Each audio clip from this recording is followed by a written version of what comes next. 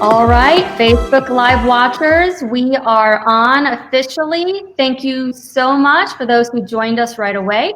We are Mark and Tamiel Kenney with Think Multifamily here to talk to you today with Dugan Kelley, who is a syndication attorney. And Dugan, thanks for joining us today. Thanks for having me. Yeah. Hey, everybody. Awesome. So if you are just now joining us, it's Mark and Tamiel Kenney with Think Multifamily. If you have a question about raising money for apartment syndications or real estate investing, a question about, we're going to touch on it just a little bit today, about using your 1031 exchange going into an apartment syndication, you can type in your questions in the comments. If you like something that you hear today, please show us some love and give us a thumbs up or show us the little heart. That would be awesome. It would be awesome. It would be great too if you would share this post while we're live so that other people can also join and give us their questions. That would be great. Yeah, and I think that, raising capital is probably one of the main things, or is the main thing people struggle with. Just doing it for one, and then two, kind of understanding some of the legal aspects. And that's why it's important to engage someone like Dugan that's been through this, knows it inside and out to help you through the process. And, we're going to talk about a lot of topics during our Fire Summit event. It's in Dallas, September 7th and 8th. But we want to talk maybe just a couple things here, Dugan, with you. One thing that we hear quite commonly is, can I advertise my deal on social media? I have a deal, multifamily deal, and I'm looking for investors. Can I advertise it in social media, Facebook, LinkedIn? Right. So for a long time, many people taught that it was illegal to advertise for any deal on social media, and that's just not true. It depends on the type of deal that you're doing and the exemption that you're applying for. But if you're applying for a 506C exemption under Reg D with the SEC, I know it sounds complicated, but there is a special type of exemption that allows you now to advertise. That's been around since 2013. So I really don't know why people keep saying that there's no way that you can actually advertise a potential deal for potential investors. There is the ability to advertise under 506C, provided that the potential investors are accredited investors. So no sophisticated investors, no 35 kind of buddies, friends and family. These are accredited investors only, but it is a key distinction, and very few groups out there actually are teaching anybody about this. But you will learn about this if you come to the Fire Summit.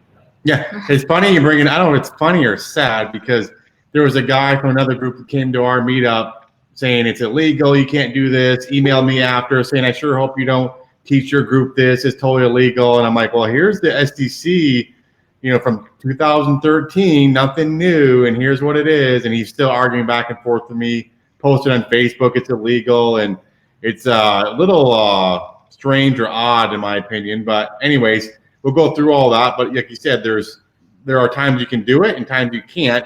And That's understanding those is really a difference.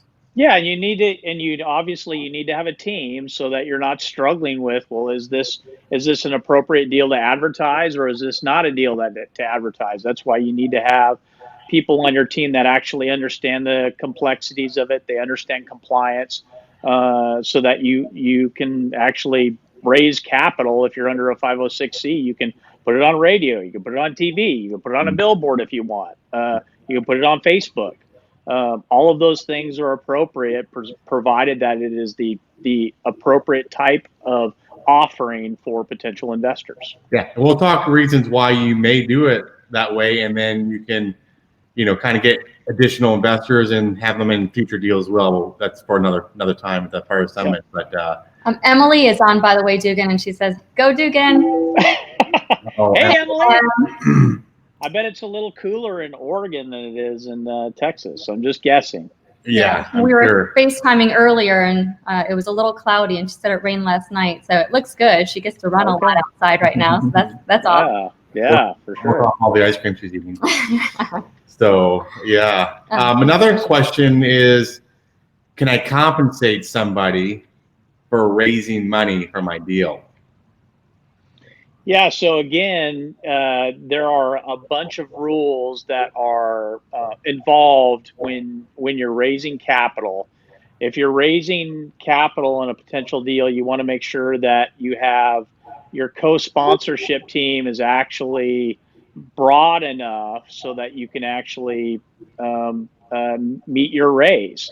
And it's not uncommon for all managers or people that are controlling the entity that are actually issuing the securities, the entity that will ultimately own the apartment building, to have a broad and expansive management team, and that they are compensated through a certain class of units, so B units. So the answer is yes, but again, you need to not, there, it is totally inappropriate and not legal to give anyone cash in exchange for essentially an investor. They need to be inside the entity. They need to be managing and participating in all aspects of the actual offering itself. So part of the general partnership team is a norm, and That's right. Okay, so yeah, I think there are a couple, other people out there really trying to scare the pants off of syndicators, frankly, and I think it just really understanding when you can and when you can't, and how you structure a deal to be able to legally compensate people Right. for the duties that they're performing, Right. not just for raising capital, for the duties performing. And end of the day, I think come to the fire summit, because we'll go through this in detail. And yes, you have to be aware of this, but you don't have to be scared like these attorneys are out there trying to scare you into I'm not sure what. But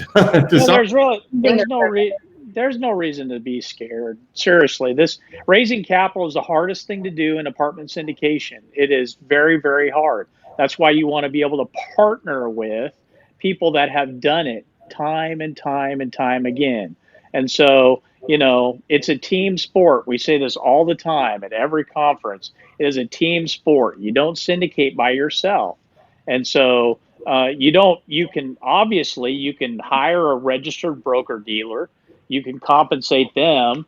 We'll teach you how to have more people on your team to have a broad, expansive general partner team that will help you meet your objectives and actually close on buying the apartment building.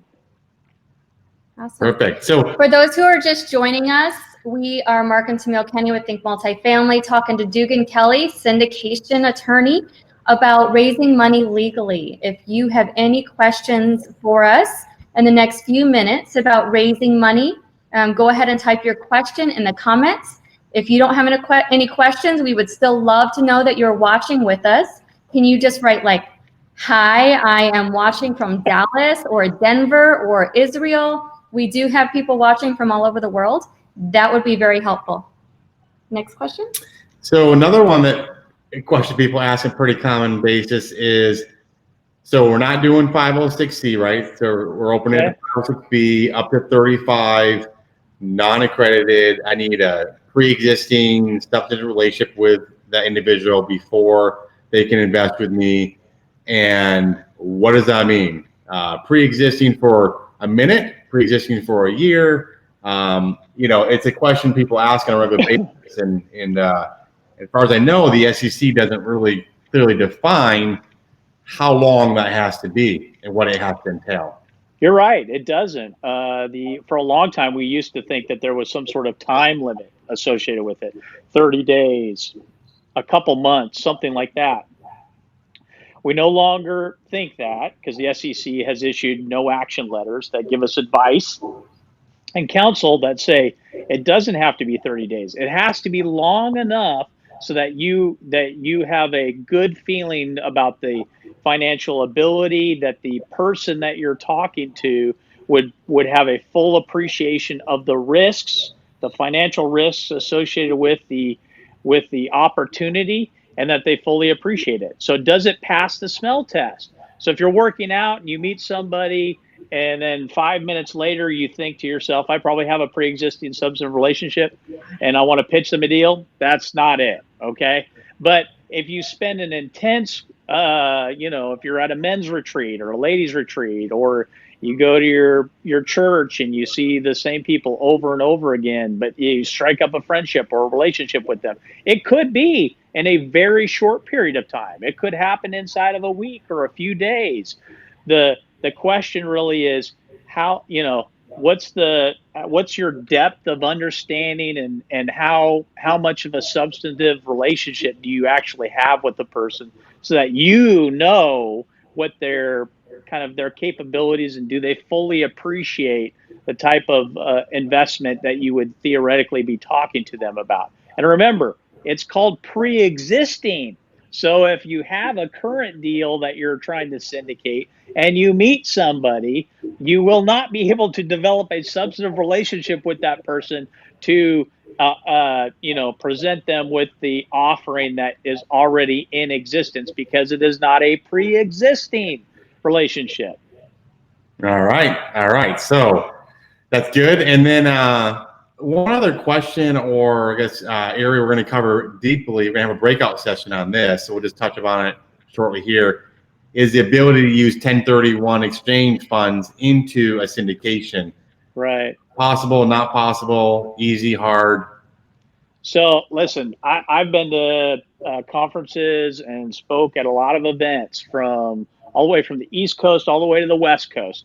And there are very few syndicators and very few opportunities where you will actually learn something that is significant and very helpful for you as a potential or an existing syndicator. And that is how to accelerate your raise through the use of 1031 funds.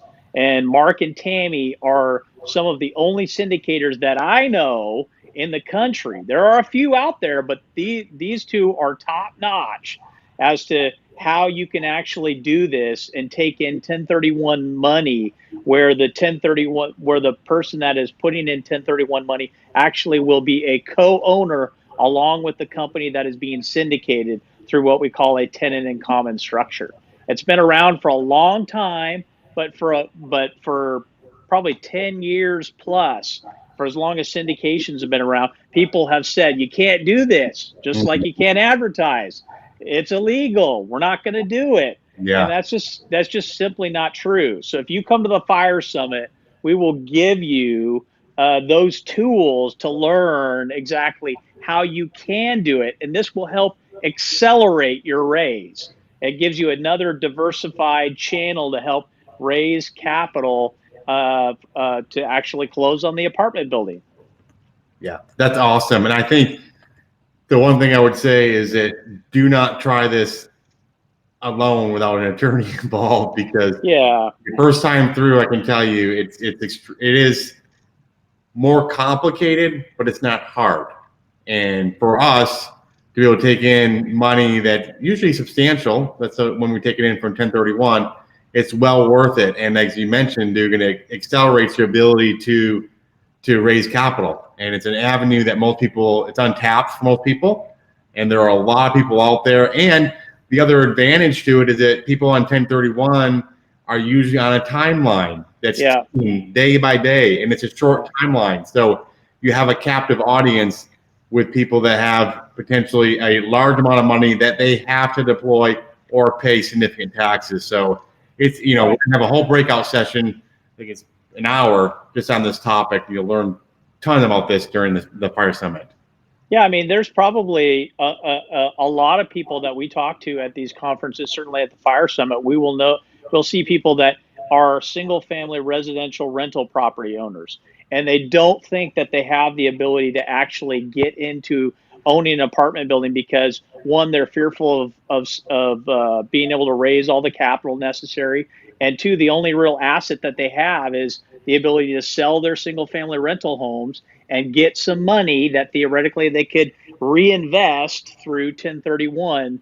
And they think to themselves, well, most syndicators will shut the door and they won't listen to me and they won't allow me to participate. And there's no opportunities for me. Well, that's just not simply true. So if you come to the Fire Summit, I guaranteed I will help you learn the simple steps that Mark said. There are certain steps that you have to take, but they're not terribly complicated. You can do this, and it will help both the syndicators, because you'll accelerate your raise, and it will help the residential rental property or the commercial property owner that wants to get out of the recourse debt and they wanted to get into non-recourse debt in the multifamily sector, but all they have are 1031 monies. It will help all of those people to be able to understand this and learn this and be able to implement this. Love it. All right. Well, perfect. So we see people from Arizona. Hot live. there. Hot in Hey, Arizona. Matt. And Maryland, Rob. And we have Ben watching from California and Shane from Charlotte. Of course, Emily from Portland, Oregon. We were talking with Emily earlier. And I see Aaron from Charlotte as well. So I think I saw 2 Charlotte people, right? Yeah. Awesome. Well, cool. So if nobody has any questions for us, in addition to the questions that we just answered, which were our most common questions we get about raising money for real estate syndications, we would still appreciate it if you showed us some likes and shared this video with your friends. If you have any questions specifically about the FIRE Summit, the 2-day conference we have coming up in Dallas in just a few weeks, you can shoot me an email personally at Tami, Tami, at thinkmultifamily.com. But you can check us out on our website at thinkmultifamily.com. And then just do /FIRE Summit if you want more information about the conference itself. We also have a $200 off discount code. You can use FRIENDS. That is the code that you type in at checkout to get $200 off. And I believe, Dugan, you said Michelle, your wife, is joining us for this FIRE Summit because she wants to start learning how to do it. She is. So I have been gently nudging, pestering, cajoling, persuading, praying, pleading for her to get involved because this is a team sport after all, and she has she's excited about it. So this will be her first conference ever in the multifamily space. So if you see me, come up and say hi. I'll introduce you to my wife. We'll be there the whole time. We'd love to see you out there. Yeah, I think that she was getting sick of hearing us talk at dinner. The 3 of us talk about multifamily every time we go to dinner. And so she's like, she probably thought she needed to learn some aspects of it. So she had the fear of missing out. So now she's not going to miss out and she'll know what's there out. You go. Yeah. Awesome. Well, Dugan, really appreciate your time as always. A wealth of knowledge and just a great friend and great person. And we appreciate it. And we're going to go through a ton of detail at the FIRE Summit. So please join us there. And Dugan will be there teaching aspects, and we'll be there obviously teaching different aspects. And we have another probably 10 or so speakers coming in on various topics. So it's going to be a great event. Love to see you there, guys. All see right. you soon. Thanks for watching us, Facebook Livers. I guess that's bye for now.